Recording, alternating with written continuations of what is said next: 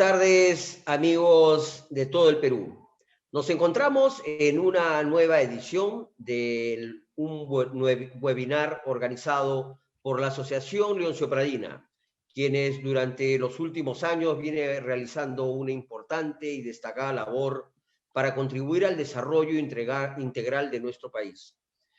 Se desarrollan diferentes temas que ustedes han podido participar y que se deleitan. Y en esta oportunidad tenemos la oportunidad y el placer de contar con un destacado panelista. Él es el ingeniero Enrique Vegaleón Dávila, ex cadete de la 11ª promoción del glorioso Colegio Militar Leoncio Prado, y el cual nos va a desarrollar el tema la minería moderna y los retos que enfrentan en nuestro país. Acá se desarrollará lo importante que es la creatividad del agro para la reactivación económica del país, entre otros muchos temas que el ingeniero Vegaleón comenzará a desarrollar. Es importante destacar que el ingeniero Enrique Vegaleón Dávila es ingeniero graduado de la Universidad de Lima. Asimismo, ha estudiado en la Universidad de Michigan en Economía Agrícola y especialidad. También tiene también una especialidad en la Universidad de Georgetown, en Washington, Estados Unidos, Administración de Marketing y Marketing en la Universidad del Pacífico de Lima, y además ha estudiado también una maestría y especialización en el Centro Agrónomo Tropical y de Investigación de Costa Rica. Él es nuestro destacado panelista, a quien le damos una cordial bienvenida, ingeniero Vegaleón, e invitamos a todos a participar de este interesante webinar con el tema indicado. Adelante, ingeniero Enrique Vegaleón. Muy buenas noches. Muy buenas noches, Enrique Rodríguez. Muchas gracias por la presentación. Muchas gracias por la audiencia que está presente. Yo voy a tocar un tema que se llama la reactivación económica del Perú, ¿no? Que involucra la reforestación, ¿no? Que podría hacer las empresas mineras para reactivar la economía de nuestro país. Para empezar, voy a recordar una pregunta del expresidente John F. Kennedy, que dice y que tiene mucho significado y que yo siempre lo aprecio y siempre lo digo porque encaja perfectamente en nuestra forma de pensar, ¿no? Positiva que tenemos nosotros y que debemos hacer algo por nuestro país. Y dice así: no preguntemos qué puede hacer mi país por mí, sino qué puedo hacer yo por mi país, ¿no? Es muy importante esto porque estamos saliendo de una pandemia horrorosa que nos ha tenido más de 2 años paralizados. Y estamos entrando a una vorágine política que muchos piensan que es el fin del mundo, y no es así. Porque nosotros lo que debemos hacer es tomar todas las adversidades, como nos enseñaron en el colegio militar, las adversidades como si fuesen oportunidades, ¿no? Por eso yo me atrevo a decirle que esta exposición es para personas que piensan positivamente como yo lo hago, ¿no? Y al que no, el que es negativo, los que dijeron pues que se van del país, los que dijeron que sacaron su dinero al extranjero, dijeron que este país se va a destrozar por una sola persona, contra 30 personas que somos nosotros los pensantes, ¿no? Esas personas, bueno, si piensan de otra manera, sería mejor que apaguen su televisor, salgan de este programa y no me escuchen, porque de repente no les va a gustar, porque todo lo que hago yo y todo lo que digo yo es positivo. Y es por eso que estoy tratando de hacer un proyecto para que las empresas mineras puedan cooperar en el desarrollo del país, ¿no? La reactivación económica del Perú ya ha comenzado y con índices más altos de la región. Y eso no lo digo yo, eso lo ha dicho el presidente de la República actual y lo ha dicho también el presidente del Banco de Reserva. Porque las principales columnas vertebrales de desarrollo en tiempos de pandemia han seguido funcionando y generando divisas. La minería con el incremento de precios del mercado internacional. La exportación, la agroexportación con un gran desarrollo de los mercados y crecimiento e incrementando los productos nuevos. Tampoco ha paralizado. Y la pesca no para y sigue generando riqueza y puestos de trabajo. La industria del comercio, textiles y de confecciones, reactivándose con los aportes de los préstamos del gobierno y el esfuerzo de la gente del sector. Esa gente que está en Gamarra ya está trabajando, ya está creando una buena economía. Esa gente es admirable. Y me paro un segundo para decirles que mucha de esa gente, durante el terrorismo, vinieron a Lima con la ropa que tenían en el cuerpo, sin dinero. Y muchos de ellos, sin siquiera hablar el idioma español, hablaban quechua. Vinieron con la esperanza y con la mente positiva y han creado un imperio que es Gamarra. Esa gente no se corrió, no salió del país. Los peruanos somos gente de Polenda y nos quedamos acá a luchar. Muchos irán, pero los que nos quedamos acá, para nosotros es un reto y lo vamos a tener que afrontar.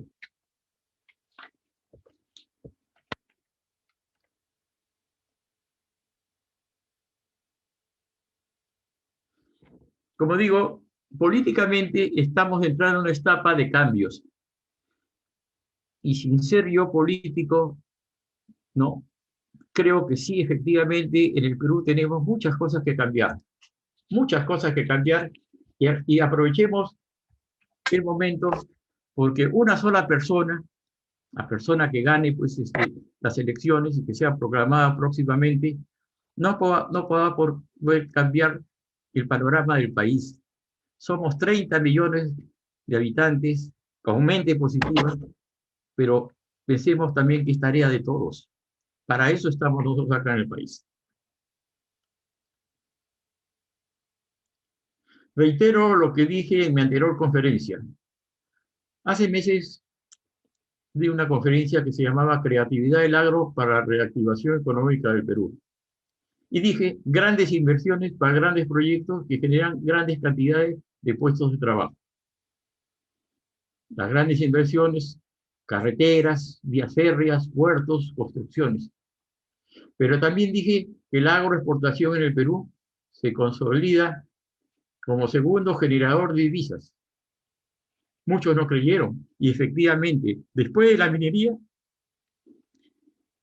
la segunda columna vertebral que tenemos nosotros son las agroexportaciones.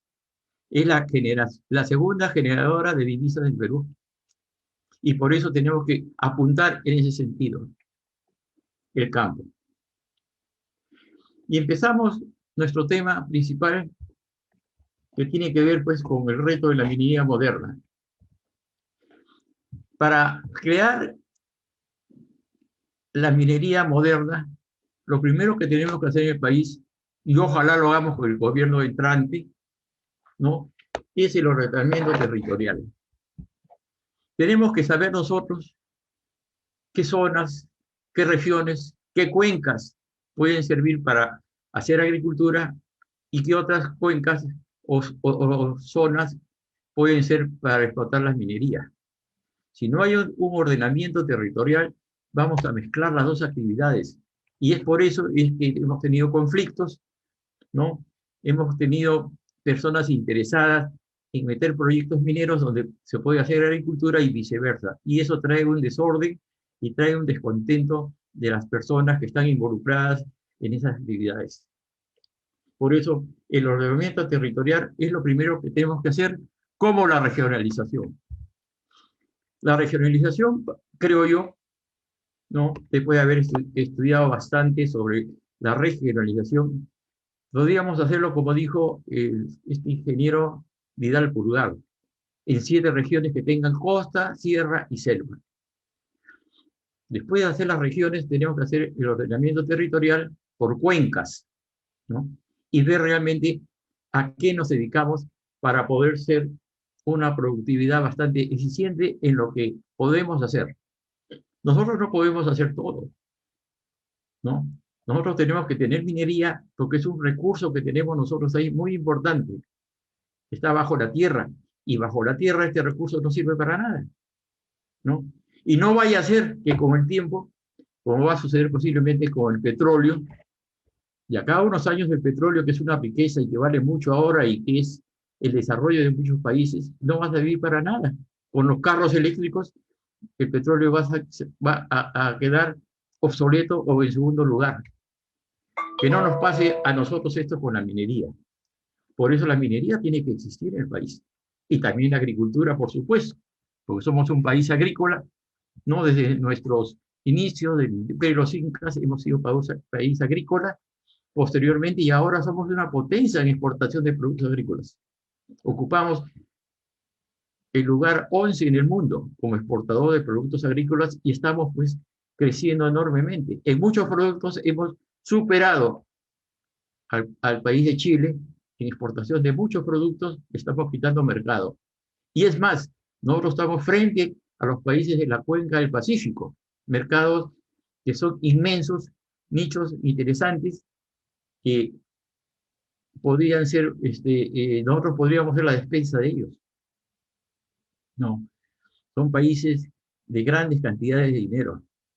Y hay una cosa importante. La gente puede dejar de vestirse, puede dejar de comprar carros, puede dejar de hacer muchas cosas, pero no puede dejar de comer. Y nosotros estamos produciendo alimentos.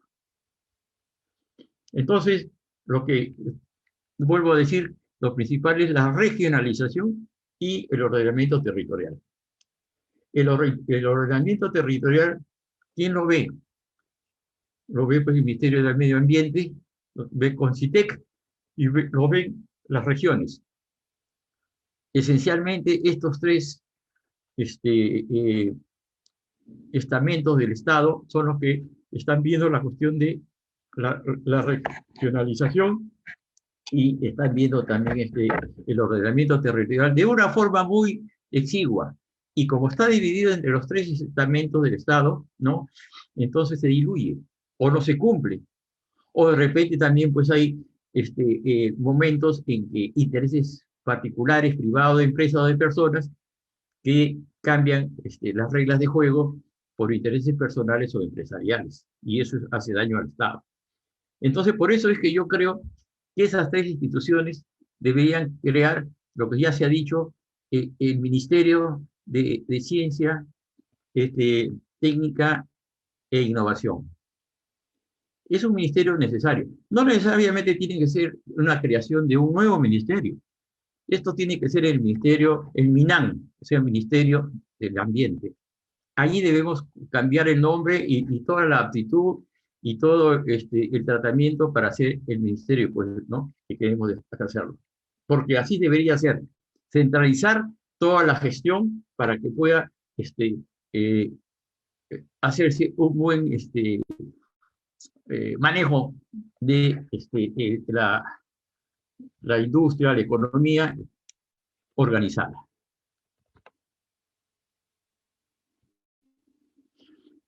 Muchas veces confundimos o hacemos interesadamente que se confunda crecimiento con desarrollo. Donde no hay planificación, se crece y muchas veces desordenadamente, con proyectos antojadizos o intereses de grupos o personas, lo que no significa desarrollo. El desarrollo significa la distribución equitativa de la riqueza y sus beneficios, ¿no? Eso es desarrollo. Nosotros tenemos un país que ha crecido bastante, efectivamente. Hemos crecido en los últimos 30 años con la actual constitución, el país ha crecido, pero no se ha desarrollado, ¿no?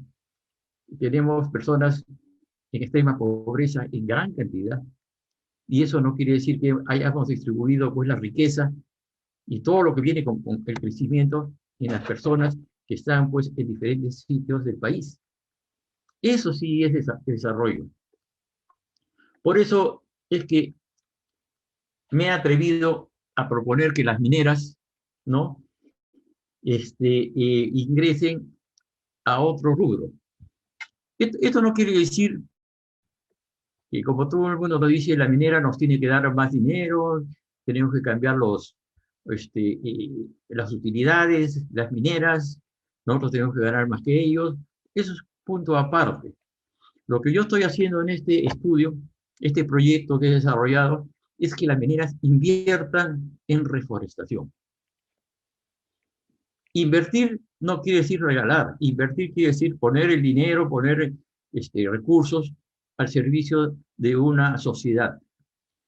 La sociedad que podría hacer las mineras es una sociedad con el Estado peruano o con las regiones, o de repente también con grupos de personas interesadas en la reforestación, ¿no?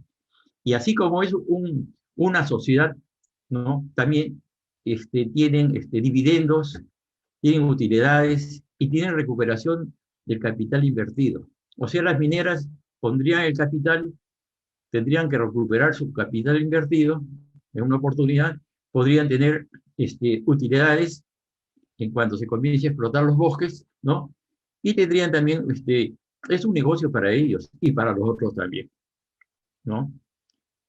O sea, la minería debería invertir en proyectos de reforestación y agroforestación, para lo cual el gobierno es dueño de las tierras, o las regiones, son dueños de las tierras, del suelo y del subsuelo.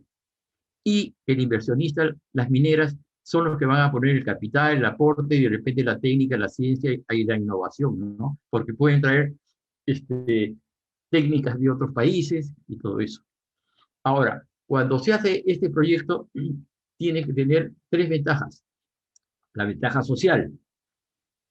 Esto significa que cuando va a ser una reforestación que puede ser en la costa, sierra o selva, eso da mucha mano de obra, más o menos calculo yo que son de 4 o 5 personas por hectárea.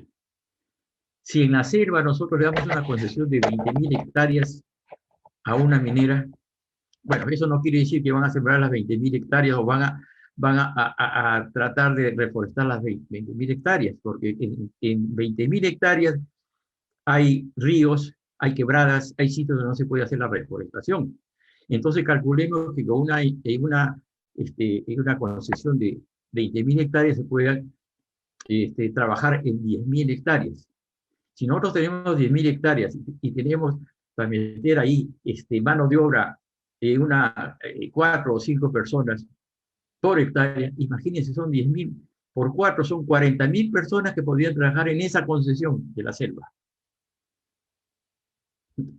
Y por si acaso, en las reforestaciones se emplea mucha mano de obra de mujer. Y estas mujeres podrían ser, pues, madres en extrema pobreza. Imagínense ustedes qué impacto social puede tener este proyecto, ¿no? Cuando comiencen a trabajar esa cantidad de personas. Ahora, este proyecto contempla muchas cosas, porque si nosotros vamos a trasladar personas o vamos a hacer un núcleo de desarrollo en diferentes sitios, tienen que ir con su familia. Estas personas tendrían su sueldo y además tendrían, pues, sus beneficios sociales, ¿no? Pero para que tengan sus beneficios sociales en zonas alejadas, tiene que haber, pues, postas médicas, tiene que haber colegios, tiene que hacer nidos para personas, tienen que haber comedores, tienen que hacer unos campamentos completos, como saben hacer las mineras, ¿no? Entonces sería un polo de desarrollo, pues, transversal, que tiene educación, tiene sanidad y da trabajo a las personas. Esta es la parte social que podrían contribuir estas inversiones en la minera, ¿no? Pero también tiene la parte económica. Bueno, la minera está invirtiendo en una reforestación, y la mayor inversión es al inicio, los 2 primeros años. Y los 2 primeros años se va más o menos el 40% del proyecto, de dinero, ¿no? 40 y de repente hasta un poco más.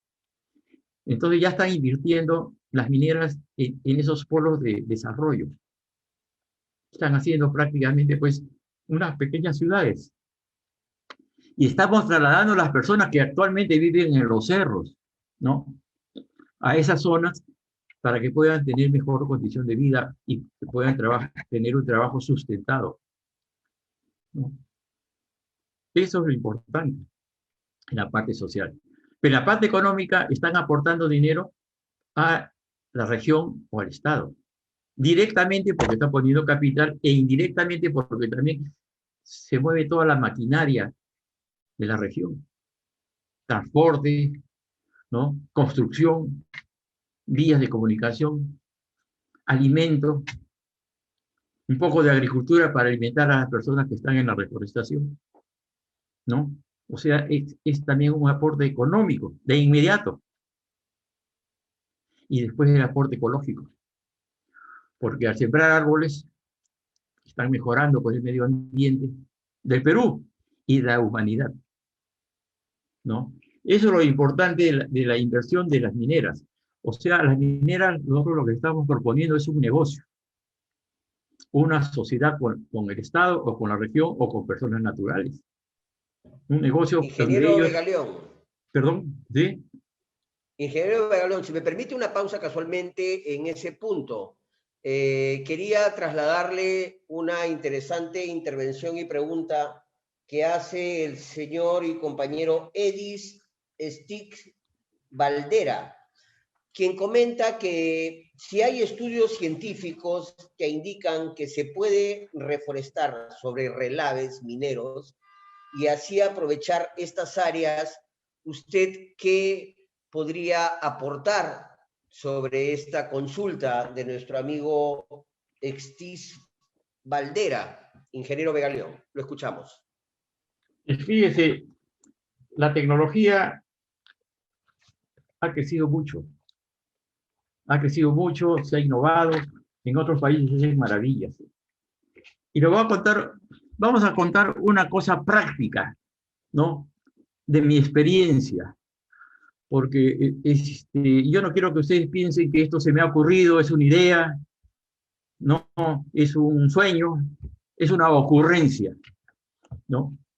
Yo estaba en Madre de Dios, yo he vivido en Madre de Dios de joven, yo fui a comprar castañas ahí, cuando tenía 20 y tantos años, he trabajado y conozco muy bien Madre de Dios, conozco a sus personas, sus costumbres, ¿no?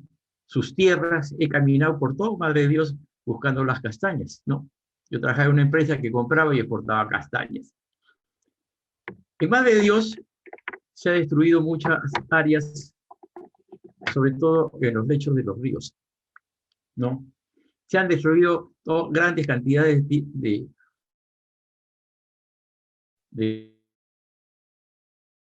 cómo están destruyendo donde explotan las minas y todos los sitios adyacentes donde están explotando las minas. Están contaminando con mercurio y muchos productos químicos, además de destrozar la selva, y cuando llueve hay deslave y se lleva toda la tierra buena y queda esa tierra pues deshecha. Y yo en este proyecto minero tengo también ahí que se le puede dar concesiones con ciertas ventajas porque también es difícil recuperar el terreno. Allí en Madre de Dios, en esos sitios, se puede hacer trabajos, pero hay que primero hacer suelo. Hay que incorporar materia orgánica. Hay que sembrar árboles precoces para que den sombra y para que boten hojas y vaya formándose la materia orgánica. Hay que llevar fertilizantes como el fosfato, el fósforo, que podríamos traerlo de las minas de Bayóvar en Piura, para poder enriquecerlo, porque las tierras de por sí en la selva son ácidas, y más aún que han sido perjudicadas con estos productos químicos, peor. Pero ahí se puede reforestar, ¿no? Entonces, la pregunta que me hace es algo que se ha probado y que se puede hacer. Ahora, la reforestación que estoy planteando yo para las mineras va a ser en la costa, en la sierra y en la selva. En la selva se puede dar concesiones, pues, como lo decía, de 20.000 hectáreas a 40 años, renovable, a las mineras para que comiencen a sembrar variedades de diferentes tipos de árboles maderables, ¿no? Hay unas plantas como la bolaina que se pueden talar a los 5 años y ya comienzan a ingresar dinero para seguir reforestando y para ir recuperando también el capital invertido que hacen estas mineras, ¿no? Pero hay árboles que pueden durar hasta 30 y 40 años para poder ser talados. Entonces, esa es la inversión, pero conforme se va talando un árbol, se va sembrando 10, y eso es una riqueza sustentable, o sea, una riqueza que no se acaba. Es una riqueza, por eso digo yo que la reforestación es una inversión que constantemente se revalúa. Y pongo, por ejemplo, que usted compra un plantoncito, un arbolito chiquito, ¿no? Que tiene 30, 40 centímetros, a un sol. ¿Qué es lo que cuesta ahora un sol? Usted lo siembra, ¿no? Y ese arbolito al año, año y medio, tiene más o menos 1,5 metros. Y ese arbolito cuesta de 10 a 15 soles. Imagínense la rentabilidad que da este arbolito, ¿no? Un sol en año, año y medio, va a costar 15 soles. Ninguna empresa financiera le da a usted esa utilidad, ese beneficio económico, ¿no? Como es así. Y constantemente ese arbolito sigue creciendo y sigue valorizándose en más dinero. Por eso, la reforestación es la única inversión que siempre se revalúa, ¿no? O sea, es una buena inversión, ¿no? Lo que pasa es que tenemos que tener, pues, estabilidad jurídica, ¿no? Que no venga un gobierno y les expropie, le quite, lo fastidie, pues, al que ha hecho la inversión, ¿no? La estabilidad jurídica es principal. Y este gobierno entrante, como cualquier otro gobierno, tiene que dar, pues, estabilidad jurídica para que se pueda invertir, no solamente en este proyecto, sino en cualquier proyecto, la estabilidad jurídica. Y ese es el temor que tiene la gente, por eso es que en estos momentos de transición está pensando en eso, ¿no? Yo no sé si esta respuesta este, satisface, pues, a la persona que ha hecho la pregunta, ¿no? Y Yo seguimos creo que entonces. sí, yo creo que sí. Sí, Sí, yo creo que sí ha abordado diferentes temas y puntos que realmente coinciden casualmente con la consulta del participante, ingeniero Galeón. Continúe usted, lo escuchamos. sí. Y como sé que hay bastantes personas en la audiencia de Madre de Dios, como le digo, a mí me conocen ahí, yo desde muchacho he ido por allá, y para los viejos o personas contemporáneas, promocionales míos, me podían ubicar. A mí me pusieron el apodo del Bocholocho, de Madre de Dios. Y cuando ustedes hablan de Bocholocho, se acuerdan de mí, ¿no? Entonces, en Madre de Dios se puede hacer muchas cosas maravillosas, ¿no? Y por supuesto que antiguamente, Madre de Dios, lo que explotaba mucho era la agricultura, o sea, abrían campos, reforestaban zonas y comenzaban con la agricultura informal, ¿no? Pero después vino ya la gente de Puno, que son inversionistas, trabajadores, y ellos son los que mueven la minería. Casi todos los mineros que están en Madre de Dios son de Puno. Son gente fuerte, inversionista, trabajadora y de mucho dinero, porque el oro da mucho dinero. Por ejemplo, el gobierno regional debería controlar la minería legal, por supuesto, no la ilegal, y cobrar, pues, impuestos sobre eso. Y sería una de las regiones más ricas del Perú, solamente con el oro. Usted no sabe la cantidad de toneladas que salen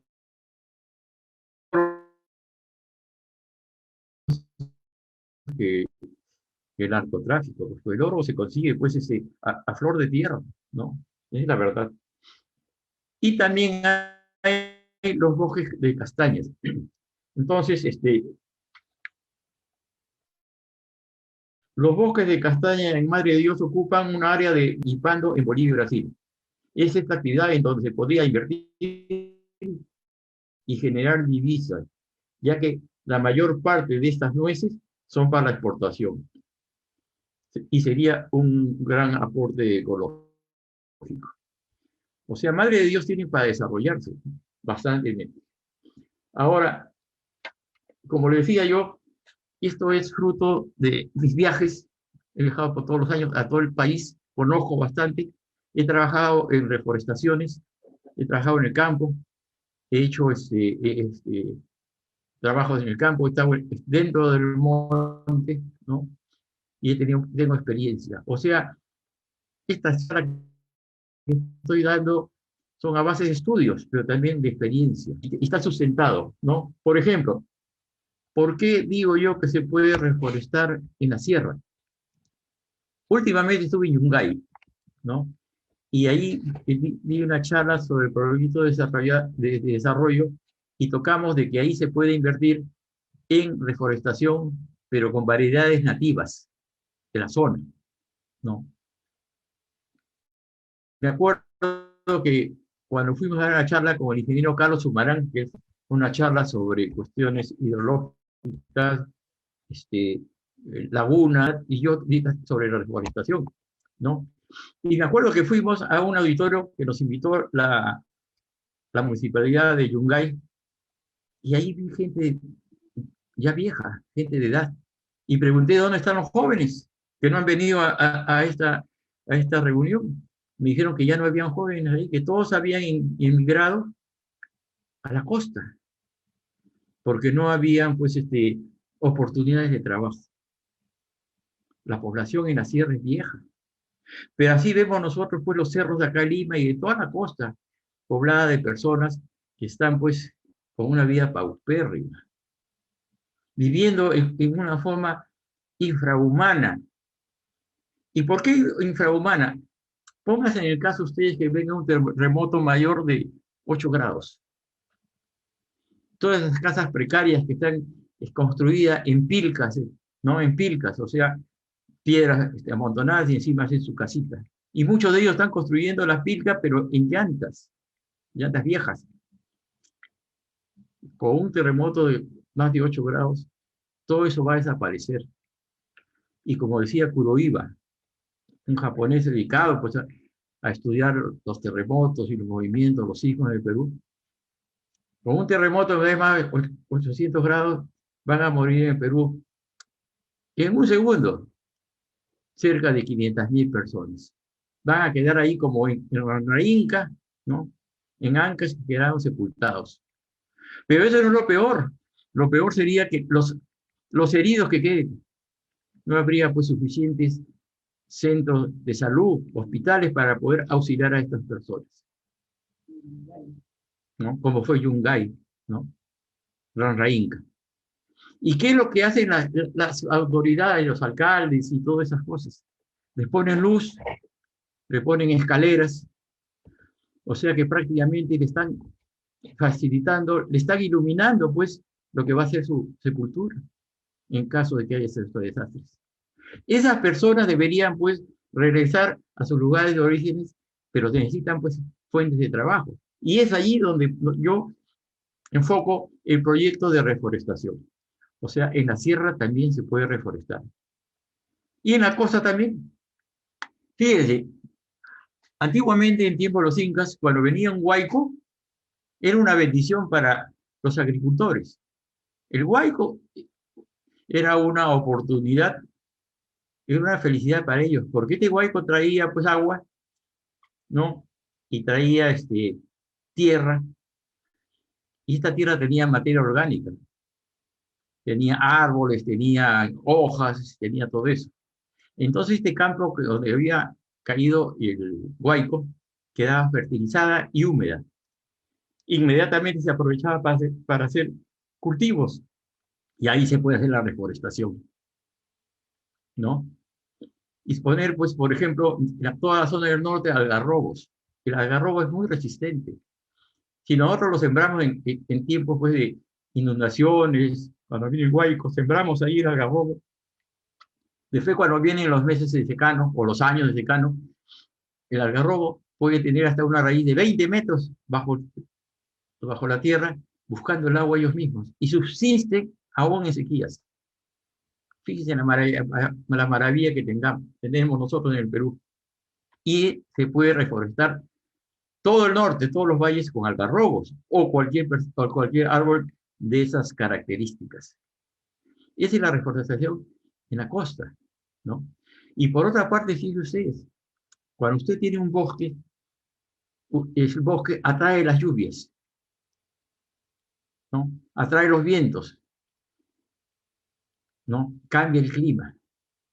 Las reforestaciones, los árboles hacen que cambie el clima y comience a llover y pueda alimentar las plantas que han sido sembradas en la costa. ¿Ves?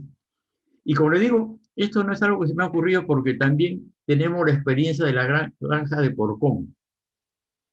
La granja de Porcón representa la experiencia más relevante del aporte de la cooperación belga en el Perú, debido al reto científico que permitió que se introdujeran más de 200 especies forestales y más de 3.500 hectáreas en 1960, y han ido creciendo estas hectáreas sembradas reforestadas, ¿no? Entonces, fíjese, ya tenemos lo que es Porcón. Actualmente, Porcón fue una hacienda que pertenecía a la beneficencia pública de Cajamarca. Posteriormente fue comprado por unas personas, no sé quiénes fueran, y después fue una cooperativa. Ahora es una especie de cooperativa. Y ahí entraba pues la religión esta, ¿cómo se llama esta religión? ¿Cómo? Protestante. Son protestantes, ¿no? Que, que manejan esta cooperativa. En la hacienda Porcón, que es inmensa, tienen sembríos de diferentes cultivos, maíz, trigo, hortalizas, tienen ganadería, tienen una chanchería muy grande y la reforestación. Esta reforestación tiene una variedad de unos árboles donde se saca, pues, se muele, ¿no? Y abastece a la hacienda Paramonga donde se hace el papel. El papel, el cartón que hace Paramonga lo hacen con la reforestación que está en Porcón. Es una industria grande, ya bien establecida y bien consolidada, ¿no? Esa es la experiencia que tenemos nosotros para poder trasladar esta experiencia científica, pues muy bien llevada, ¿no?, a otros sitios. Fíjense, cuando se comenzó esta reforestación donde trabajaban bastantes mujeres, el gobierno belga comenzaba a darle su sueldo a las mujeres, pero muchas veces pues sus maridos les quitaban el dinero y se iban pues, a tomar licor con el dinero que le daban como sueldo a las mujeres. Y los belgas cambiaron, le daban 50% en víveres, ¿no?, porque tenían un tambo, y 50% en dinero. Y cambiaron todo, ¿no? Y hoy día Porcón es una potencia agroforestal, porque tiene todo. Entonces, nosotros podemos copiar esta experiencia de Porcón en otros sitios de la sierra. Y en la selva, yo en un sitio que se llama Manantay, ¿no? Manantay es en Ucayali, ¿no? Hicimos una reforestación con una familia Peso Villacorta, ¿no? Con su empresa se llamaba Sintetizar. Estos señores invirtieron, hicimos un parque ecológico, sembramos 40.000 caobas. Fíjense, en el mundo no hay una plantación que tenga 40.000 caobas juntas. Y estos señores se atrevieron a hacerlo. Y lo hicimos. Pero más que todo fue un proyecto científico. Fíjese, en otras latitudes, los bosques se incendian, ¿no?, por el clima, el calor y todas esas cosas. Nosotros hicimos una planificación muy importante. Hicimos, por decir, 20 hectáreas de estas caobas y terminaban en una laguna de agua. Creamos unas lagunas de agua porque si hay un incendio, ahí termina el incendio. O se podría sacar el agua para apagar el incendio de estas, ¿no?, con unas bombas. Y así. Pero estas cosas también tenían, pues, peces. O sea, hacíamos piscigranjas. O sea, además de la reforestación, también teníamos piscigranjas. Y sacamos paiche, gamitana, centella y todas las variedades de especies que habían ahí. O sea, también era un negocio. Es un negocio rápido, porque la piscicultura crece muy rápido y se explota muy rápido. O sea, no solamente la reforestación y sembrar árboles. Eso trae muchas muchas actividades conexas a la reforestación. Y eso da alimento para todos, ¿no? Ingeniero Vegaleón, Sí, referente sobre ese punto, justo nos formulan una pregunta para usted que dice, además de reforestar, ¿en qué otros factores puede aportar la minería al desarrollo nacional? Justo va en alusión al tema que usted acaba de comentar. Aparte de la piscicultura, ¿qué otros temas, qué otros puntos o qué otros ejes de desarrollo podría desarrollar y generar la minería en el país? fíjese, como digo yo, cuando uno hace una reforestación en la sierra o en la selva, uno tiene que hacer caminos. Estos caminos indirectamente dan trabajo a camiones, a personas, o sea, también ya estamos haciendo medios de comunicación. En salud tenemos que hacer postas médicas, ¿no? Pero a su vez, pues, hay camiones que tienen que traer las verduras a los campamentos, ¿no?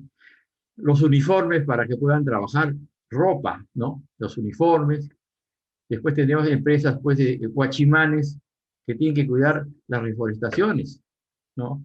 Después tienen que tener ingenieros forestales para que puedan guiar y enseñar a la gente a las labores cotidianas que tienen que hacer. O sea, muchos factores intervienen en esto y muchas personas de diferentes cualidades y profesiones, ¿no? Y, por ejemplo, fíjese, acá hay una cosa muy importante. El gobierno regional de San Martín nos invitó a que hagamos nosotros un proyecto también de desarrollo. Fuimos a Rioja, Moyobamba, Tarapoto, y en el camino vi yo que había una carretera de 400 kilómetros que iba desde Tarapoto hasta Rioja y Moyobamba. Una carretera linda, muy bien hecha, ¿no? Ahí la carretera la hizo Odebrecht, ¿no? Bien cuidada. Pero a las dos márgenes había pues agricultura y había unos árboles. Entonces yo le hice un proyecto al presidente regional que era, ¿cómo se llamaba? En ese entonces, bueno, no recuerdo cuál es el nombre de la persona que era presidente regional, y le hice un proyecto paisajista. O sea, imagínense 400 kilómetros con sembríos de árboles a ambos lados, una profundidad de 10 hectáreas para un lado y 10 hectáreas para otro, un paisaje fabuloso. Pero ahí no queda la cosa, porque creamos la compensación por tiempo de servicio de los agricultores de esa zona, su CTS. Las personas en la selva no tienen seguro social, no tienen CTS, no tienen nada, ¿no? Y es más, en la selva, sobre todo en la selva baja, ¿no? La expectativa de vida de las personas es más o menos 65 años. Envejecen muy rápido, más que en la costa. Debe ser por deficiencia alimenticia, condiciones de vida, o prácticamente porque no hay tampoco medicina pues, preventiva, ¿no? Entonces las personas, su expectativa de vida es de 65 años. Entonces es importante que tengan su CTS, ¿no? Para cuando lleguen ellos a viejos o cuando estén enfermos, ¿no? Ellos tengan cómo poder vivir sus últimos años sin trabajar, pues no van a poder trabajar. Entonces ellos van en sus pequeñas chacras, porque son terrenos particulares. El gobierno regional tenía que hacer unos viveros de diferentes variedades y venderles, haberle un crédito a cada agricultor, venderle los plantones para que ellos siembran sus árboles. El chico, el grande, el mediano, todos sembrarían árboles, ¿no? Vendidos por el gobierno regional, con asistencia técnica de algunos ingenieros forestales, que también tendrían que pagarlo los agricultores. El presidente regional me dice, bueno, acá la gente no va a querer pagar. Bueno, no importa, le digo yo, usted le abre su cuenta y en su débito le pone lo que va a gastar en los plantones, la asistencia técnica y todo aquello que se gaste en asesorar a estos agricultores. Comienzan a sembrar. A los 2 años, nosotros le cobramos al agricultor, pero ¿cómo le cobramos? Con los bonos de carbono. ¿No? ¿Qué son los bonos de carbono? Los bonos de carbono son, ¿no? Acá les voy a leer algo sobre eso, y es resumido, ¿no? Que es muy importante. El bono de carbono, bueno, es la captación, ¿no?, del CO2. ¿No? O sea, los árboles oxigenan el ambiente. Ese oxígeno, hay compañías especializadas, empresas especializadas que hacen estudios. Por ejemplo, se hacen estudios y se ve cuántos oxígeno botan al ambiente y CO2 capturan, ¿no? Se hace el estudio, eso se valoriza y hay empresas que compran bonos de carbono. Las empresas que hacen daño al medio ambiente, que perjudican, las empresas, por ejemplo, que botan humo por chimeneas, industrias, ellos compran los bonos de carbono, porque con esto ellos pagan el daño que hacen al medio ambiente, ¿no? Y compran grandes cantidades, ¿no? La industria destruye el medio ambiente, pero ellos tienen que pagar esa destrucción que han hecho, menguar si quieren el daño que han hecho en compra de su bono de carbono, ¿no? Entonces, tendríamos con esos bonos de carbono, que son más o menos $13 por tonelada de oxígeno, ¿no?, o captación de CO2, con eso pagaríamos la deuda que tienen los agricultores. O sea que prácticamente le abrimos una cuenta y se pagaría solo. El agricultor no tendría que pagar nada, solamente tendría que cuidar ese bosque. Ese bosque que después, cuando lleguen viejos o estén enfermos, van cortando un árbol y tienen, pues, para curarse o para vivir un tiempo, ¿no? Y después cortan otro y cortan otro, pero sus hijos van sembrando también para tener su CTS también. Es algo sustentable, es un proyecto que va a dar la CTS, compensación de tiempo de servicio, a las personas de esa zona. Y eso se puede hacer en diferentes sitios. Pero comenzamos con San Martín, en la carretera marginal de Tarapoto a Rioja, Moyobamba, para poder después alocarlos a otras zonas de la selva. Entonces, ya tendríamos nosotros personas que tengan cómo vivir en sus tiempos de viejos o enfermos. Ese proyecto lo presenté yo al presidente Kuczynski, ¿no? Me contestó muy amablemente que lo iban a tomar en cuenta, pero quedó en el papel. Al menos eso es lo que creo yo, porque no se ha podido ver eso, ¿no? Eso es muy interesante. O sea, fíjese todos los beneficios que da la reforestación, directa o indirectamente, ¿no? Y le cuento más sobre los bonos de carbono. Yo asesoro una comunidad indígena de Madre de Dios. Esto está en Iñapari. Eso está en la frontera con Brasil. En Iñapari había una comunidad indígena bélgica y nos llamaron a nosotros para hacerle un estudio porque ellos querían botar el monte, un monte virgen, tenían 63.000 hectáreas, una cantidad inmensa de áreas. Querían botar eso para poder subsistir, o sea, vivir de eso. Nosotros fuimos y vimos un bosque de 63.000 hectáreas, pues precioso. Entonces le dijimos de que no lo boten, que eso es una riqueza pues inmensa, que más bien ellos firmen un convenio para la conservación voluntaria. Pero ¿cómo vamos a vivir nosotros con un papel que firmamos y que vamos a conservar el bosque tal cual? Bueno, le digo yo, vamos a estar en un estudio de bonos de carbono. Contactamos con CATI, que es el instituto que queda en Turrialba, Costa Rica, para que vengan unos técnicos y hacen unos estudios de captación pues, de bonos de carbono en esa zona, de 63.000 hectáreas. Estábamos comenzando a hacer el estudio y no sé cómo se enteraron la Toyota y la Scotiabank. Estamos iniciando los trabajos y nos quisieron comprar los bonos de carbono para que alguien nos les gane. Entonces, conversando con ellos, yo hablé con la Toyota y le dije, ¿por qué ustedes quieren comprar los bonos de carbono?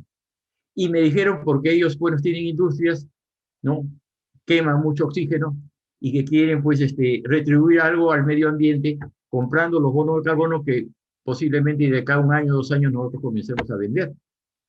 Pero también Scotiabank es un banco. Y yo les dije, ¿y ustedes por qué quieren comprar? Bueno, me dicen, nuestros funcionarios viajan en avión mucho y el avión pues contamina mucho el ambiente, pero también el ruido de los aviones contamina. Y queremos nosotros también menguar en algo lo que nuestros funcionarios pues hacen de daño, nuestras empresas de daño al medio ambiente. Y con mucha razón. Pero viéndolo bien, también esto les sirve como marketing, ¿no?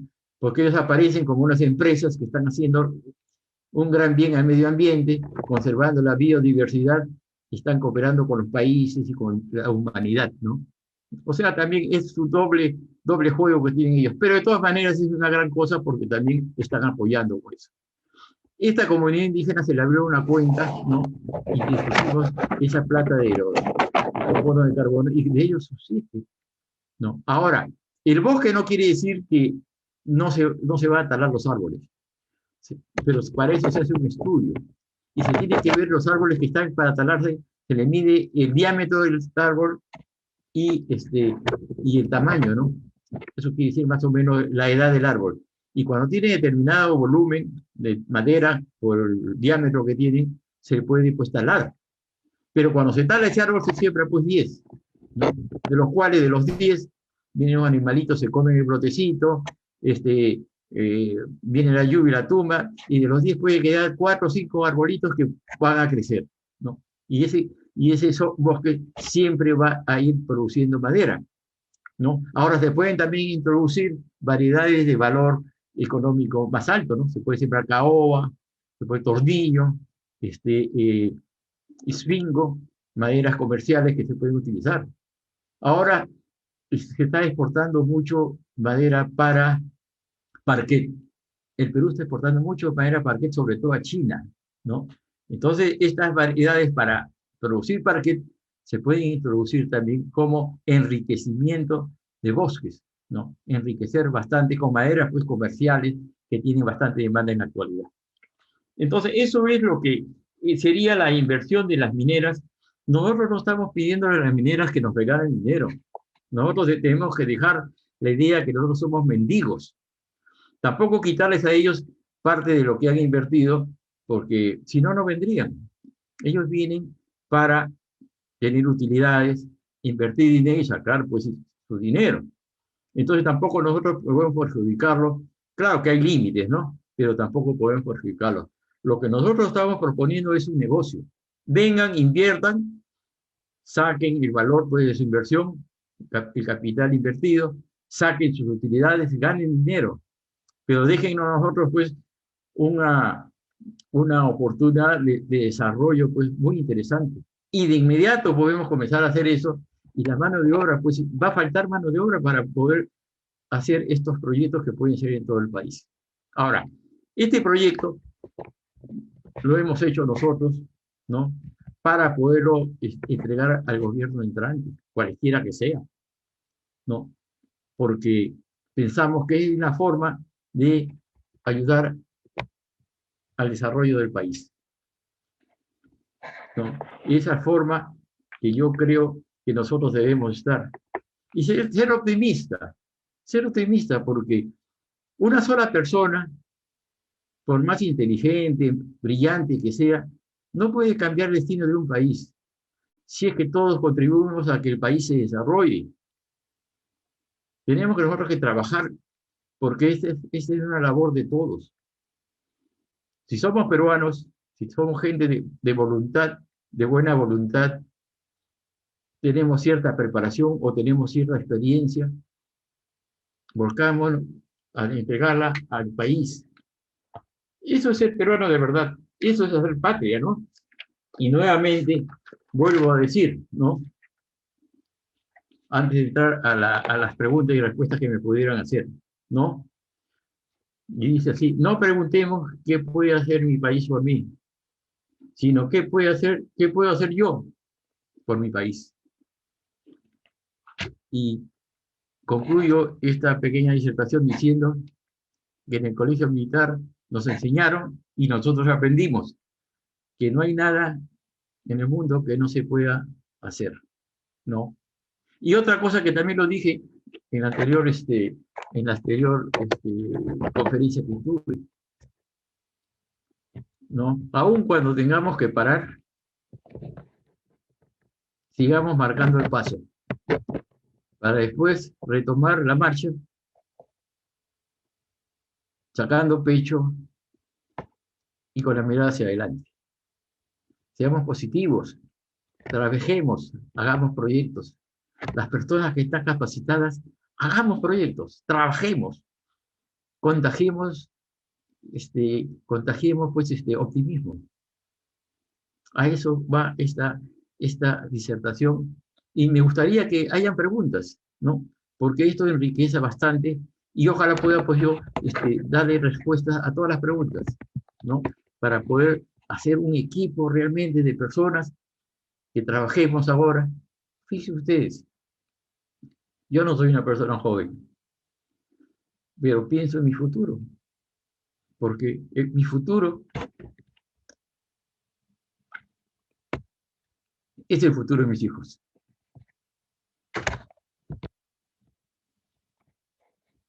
No escucho, Enrique Rodríguez. Muy, muy interesante y muy reflexiva el mensaje que usted nos deja, ingeniero Vegaleón. Y casualmente sobre ese tema teníamos una pregunta que nos hacían llegar sobre cuáles serían las acciones que podría tomar una organización civil para poder lograr alcanzar alguno de estos puntos de desarrollo integral sin que necesariamente sea la minería formal los desarrolle, ¿no? Es importante el capital económico, ¿no? Y parte del humano que aporta la minería para poder desarrollar estos proyectos que usted está compartiendo con nosotros. Pero como organización civil, como fuerza civil, la población y los ciudadanos, ¿qué podríamos aportar o qué podríamos desarrollar de manera independiente? ¿Podría quizás usted recomendar algo?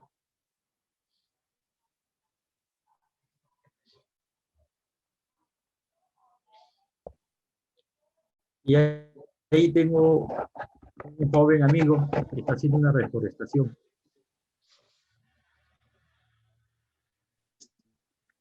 La madera, porque como no hay carretera, no entran camiones, pero está esperando que en menos de 5 años haya la carretera, y él tiene una reforestación particular de más o menos unas 100 hectáreas, ¿no?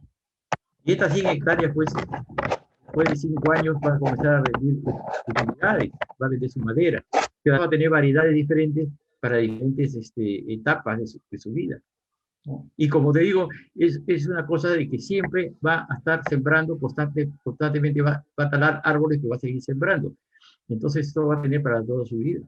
Eso es particularmente lo que puede hacer una persona. Ahora, hay empresas, y el mismo Pucallpa, que yo asesoro, peruanos que tenían 30 hectáreas, perdón, 30.000 hectáreas en la carretera basal.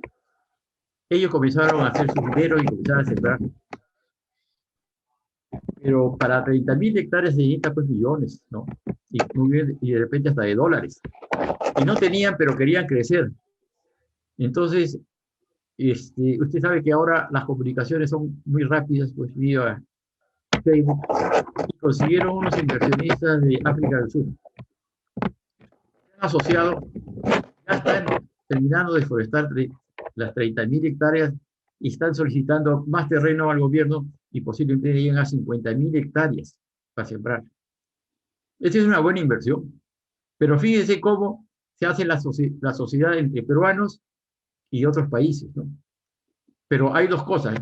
El peruano ahora, en el país, hay muchas cosas que nosotros tenemos en contra.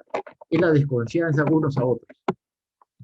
En Estados Unidos, en Nueva York, cuando quieren construir un edificio, ellos hacen una empresa y venden acciones, y las personas compran acciones, porque ganan sus dividendos, devuelven su dinero y todo lo demás. Entonces un edificio pues que hace de 50, 100 pisos, ¿no? Da dinero, da trabajo, y ellos acopian el dinero de muchas personas, miles de personas que creen en esa inversión y ganan dinero. Es un accionariado difundido, ¿no? Acá desgraciadamente no tenemos esa costumbre porque hay desconfianza unos a otros. Pero tenemos que construir confianza. Tenemos que creer en nosotros. Para eso tenemos que hacer las cosas bien hechas, ¿no? Empezar, como digo, pues con estas cosas de la regionalización, las cosas de la estabilidad jurídica, las cosas pues, de ver dónde se siembran cultivos y dónde se siembran árboles, ¿no? Por ejemplo, ahora hay grandes empresas que están sembrando pues, hortalizas, un montón de cosas frutales que se están exportando. Hay grandes empresas. Y ellos creen pues en el Perú. Ellos creen en el Perú y están dando bastante más de obra. Dicen que en Piura y en Ica no hay desocupados. Todos tienen trabajo. Todas las personas trabajan para estas empresas que cultivan, ¿no?, los productos que van a exportar, o trabajan en las empacadoras, las exportadoras, ¿no? Trabajan cantidades de personas y cada vez más, y se están tecnificando. Entonces, confianza en el Perú, confianza en nosotros mismos, ¿no? A mí me gustaría, por ejemplo, que esta charla la escuchen pues las personas que están asesorando pues al presidente entrante. No quiero meter política, yo no quiero hablar sobre política en esta charla, porque es una parte técnica, científica, ¿no?, comercial, pero esto le haría mucho tiempo a que los técnicos que van a integrar los nuevos equipos de desarrollo del nuevo gobierno puedan escuchar esto, ¿no? Y este sector de la minería que va a entrar a la agroforestería se puede hacer en diferentes sectores, carreteras, vías férreas. Por ejemplo, hay un producto muy importante que lo propuso un marino hace muchos años, que era el proyecto del megapuerto de la isla San Lorenzo. Eso ocuparía muchas manos de obra para hacerlo y daría mucho trabajo para operarlo posteriormente, ¿no? Y nosotros estamos frente a los países de la cuenca del Pacífico, los países más ricos del mundo, con bastantes recursos. Fíjense ustedes, Singapur no tiene recursos naturales, es un país grande. Japón no tiene recursos naturales. Japón prácticamente podríamos decir que no produce nada. Ellos tienen tecnología, técnica, ellos compran, no tienen energía, no tienen petróleo, no tienen gas, ¿no? Pero ellos son grandes productores y vendedores de maquinaria, todas esas cosas, ¿no? Imagínense, nosotros somos un país que producimos todo y podemos producir todo. Por eso decía yo en la anterior disertación, el país de Perú es maravilloso, tiene todo, es el más rico del mundo, todas las minerales que hay en Perú, inclusive acabamos de descubrir pues, un mineral que podemos hacer las baterías para hacer los carros eléctricos, ¿no?, el litio. Y podemos cultivar cualquier cultivo del mundo en cualquier época del año porque tenemos diferentes pisos ecológicos. ¿Qué nos falta? Ganas de hacerlo nomás y ganas de invertir dinero para poder desarrollarnos. Por eso digo yo, pero peruanos de buena fe, positivos, adelante. No pensamos que el nuevo gobierno va a destruir el país. Una sola persona no puede hacer lo que quiere. Para eso somos la gente, pues, que queremos invertir, que queremos trabajar, ¿no? Y queremos hacer patria. Por eso digo yo, ojalá, pues, hay alguno del nuevo gobierno que escuche, ¿no? O alguien de la región que se anime a invertir, a trabajar por el Perú. Ingeniero, casualmente sobre ese punto tenemos un comentario en el cual indica que la Asociación León-Sopradina viene realizando durante los últimos años una labor muy importante, no solamente por la comunidad león-sopradina, sino por la sociedad de nuestro país. Y ellos consultan de qué manera los león-sopradinos podrían integrarse y unirse para desarrollar algún proyecto que ya bien sea social o económico o ecológico que aporte casualmente al desarrollo nacional en este año tan especial que es el Bicentenario del Perú, ingeniero Vega León?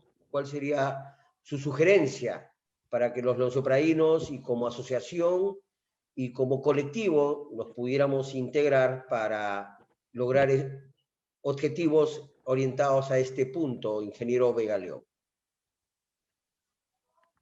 Fíjense, el Colegio Militar León Soprado, como los 14 colegios militares que hay en Perú, somos todas las sangres.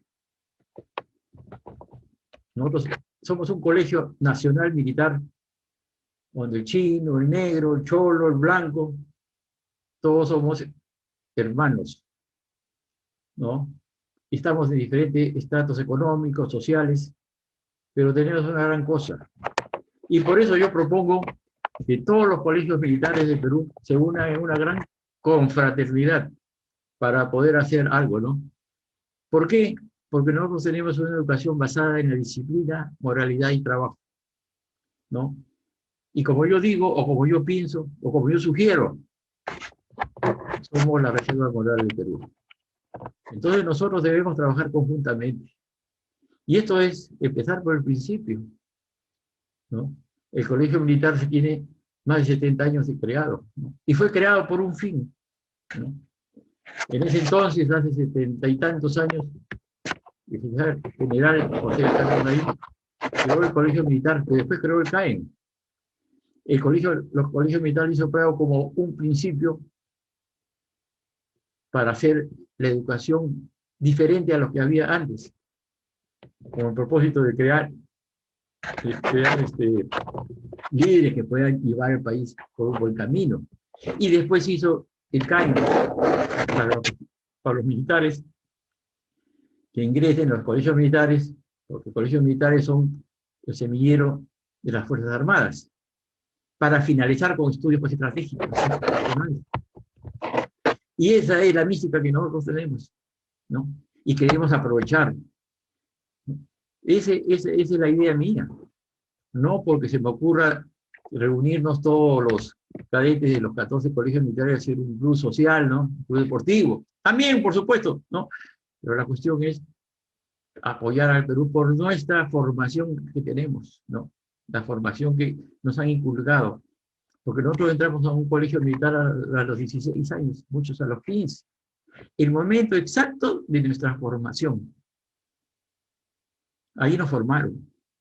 Y eso ha quedado siempre grabado pues, en nuestra mente, ¿no? Y por eso que yo siempre digo que nosotros decimos, no hay nada que no se pueda hacer, ¿no? Que podamos hacer nosotros. Por eso, ojalá podamos hacer algo, ¿no? Más que reunir.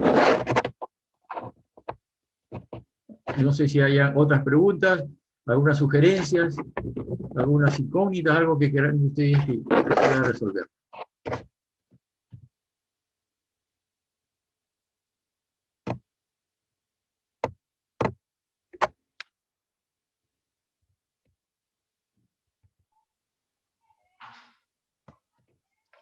¿No? Sí.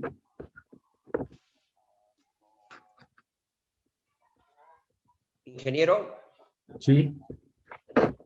Sí. Esta es una pregunta directa que se la formulamos nosotros como revista Alto Pensamiento, ingeniero Vega León. ¿Usted cuál cree que debería ser la participación del nuevo gobierno en esta coyuntura nacional del desarrollo de la minería como eje importante en el país, ¿no? No viéndolo desde el tema político, sino viéndolo desde el punto socioeconómico, ingeniero Vega León? Bueno, yo no quiero meter política en esta presentación que he hecho, pero de todas maneras voy a hacer un aporte técnico. Exactamente. Desde un punto de vista social, ingeniero, no desde un punto de vista político. Desde un punto de vista técnico como el de usted maneja. La minería ha sido y es la primera generadora ¿no? La primera generadora de divisas en el Perú. Y es lo que está soportando el desarrollo actual de nosotros, ¿no? Entonces, debemos tratarla muy bien. Que hay que cambiar algunas cosas, algunos parámetros, ¿no? Así, hay que cambiarlas. Conversemos, pues. Conversemos. Ese es el aporte que puedo hacer yo. No podemos destruir lo que está hecho. Al contrario, debemos apoyarlos y ver la forma, pues, de llegar a un punto donde tengamos ventajas ellos como inversionistas y nosotros como dueños de la riqueza, ¿no? Dejemos de ser, pues, como dicen, mendigos sobre un banco de oro, ¿no? Ese es el aporte que podría dar, ¿no? Ok, ingeniero, por el momento no tenemos más preguntas. Yo creo que ha sido bastante ilustrada y bastante detallada y profunda, casualmente, el alcance que usted ha compartido con nosotros como experiencia profesional en diferentes etapas de su vida. Sobre todo, quisiéramos un comentario final sobre este proyecto del cual nosotros tenemos conocimiento, que fue el Parque Nacional que desarrollaron en Pucallpa, ¿no? Ampliar un poco este concepto y después de ello, no sé si no tenemos otra pregunta, escuchar sus palabras finales y sus recomendaciones, ingeniero Vega León. Sí, este parque lo hicimos 40.000 hectáreas juntas, un proyecto que no ha habido nunca en el mundo. La caoba es una de las maderas más ricas que hay con la teca. La teca y la caoba son maderas de alto valor económico. Y nosotros la sembramos porque esto iba a dar una riqueza muy grande, ¿no? Ahora, la caoba está prohibida talarla ahora, ¿no? En los bosques. Pero cuando es sembrío particular, hecho por una persona o institución, ¿no? Con aporte de ellos económico y todo eso, sí puede talarla. Entonces podríamos convertirlo en unos años en exportadores de caoba, ¿no? Beneficio particular para el que ha hecho la inversión, pero también beneficios para el país, ¿no? Por ejemplo, si nosotros nos podemos pensar, Chile exporta más madera que el Perú, y Chile no tiene bosques naturales. Ellos han hecho esos bosques. Todos esos bosques y esta variedad de madera que produce Chile la podríamos nosotros hacer y comenzar a producir en 5 años. Claro que la madera chilena, es el pino que ellos exportan, no es una madera buena, es una madera blanda y que se pica, ¿no? Pero la venden porque la venden predimensionada, ¿no? O sea, a la medida que los carpinteros la utilizan, y seca, completamente seca, la secan en hornos, ¿no? Entonces, como ya es una madera ya hecha para el mercado, tiene bastante acogida. Entonces, Chile exporta más madera que nosotros, con bosques artificiales. Ahora, esas son empresas inversionistas, ¿no? Que han hecho, posiblemente, pues, en sociedad con el Estado, ¿no? Y con todas las ventajas que tiene. Y tiene bastante mano de obra metida en esa industria, porque ya no solamente es una parte, pues, del agro, sino ya también es una parte industrial. También se produce madera, ¿no? Entonces, para cerrar esta participación, yo creo que, como parte final, decir, tengamos fe y esperanza en el país rico, ¿no? Tengamos fe y esperanza para poder salir del desarrollo. Ya hemos salido de varias pandemias. El terrorismo ha sido una pandemia. Ya estamos saliendo, pues, también del COVID-19, ¿no? No tenemos por qué pensar que la política va a ser una pandemia. Pensemos que va a ser una gran cosa. Ellos dicen que hay que cambiar. Efectivamente hay que cambiar muchas cosas porque la distribución de la riqueza no está como debería ser, ¿no? Tenemos que cambiar bastante, tenemos que cambiar inclusive hasta el modo de pensar. Yo agradezco bastante, señor Rodríguez, como moderador, y también agradezco a la audiencia, ¿no? Que han escuchado, y ojalá podamos tener la oportunidad de estar juntos en otra oportunidad, dando siempre así proyectos de desarrollo, ¿no? Y bastante optimismo, ¿no? ¿no? Y pensemos siempre, pues, ¿qué podemos hacer nosotros antes de pensar qué puede hacer el país para nosotros? Muchas gracias y muy buenas noches.